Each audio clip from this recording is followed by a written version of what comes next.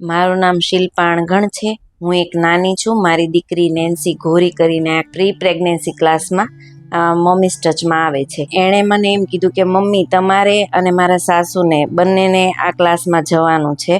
તો મને ત્યારે એવું લાગ્યું કે અમારે શા માટે, મેં તો તને આટલી મોટી કરીને સાસરે વળાવી દીધી, પછી હવે મારે શું જરૂર છે। ત્યારે એણે કીધું કે તમે એક વખત ક્લાસ જોઈન કરો, પછી તમને ખ્યાલ આવશે કે મમ્મી અને નાનીનો પણ આમાં શું ફાળો છે એમ।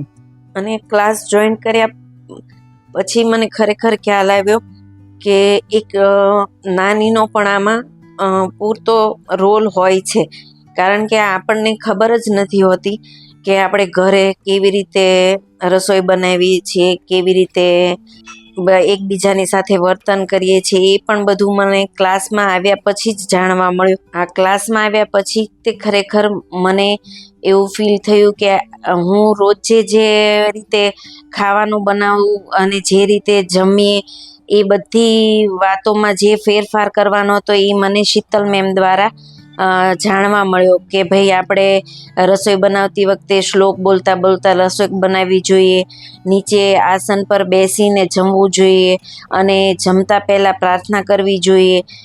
એ બધી વસ્તુનો ખ્યાલ આવે છે।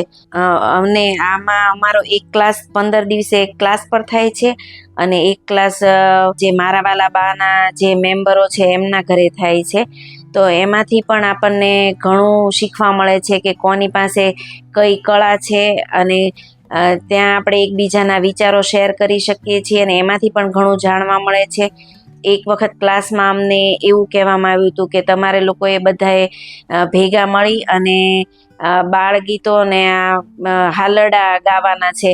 તો અમને એમ થયું કે હાલરડા તો આપણે ગાતા જોઈએ, પણ જ્યારે શીતલ મેમે કીધું કે એવા હાલરડા નહીં કે તમે જે રોજ સાંભળતા હોય ને કાયમ ગાતા હોય, પણ એવા હાલરડા ગાઓ કે જે બાળકને એવું પ્રેરિત કરે કે અમારે આ બાળક આ સાંભળીને કંઈ ભવિષ્યમાં આગળ અમારે એવા વ્યક્તિ બનવાનું છે કે જેનાથી અમે સમાજને અને આપણા પરિવારને ઉપયોગી થઈએ, એવા હાલરડા તમે ગાઓ। ખરેખર બધા નાની અને દાદીને એવું લાગતું હોય કે અમને બધી જ ખબર પડે છે, પણ આ ક્લાસમાં જોડાયા પછી ખરેખર એવું ફીલ થાય છે કે ના, આપણે કંઈક અહીંયાથી શીખીએ અને બાળકોને અલગ રીતે મોટા કરી શકીએ।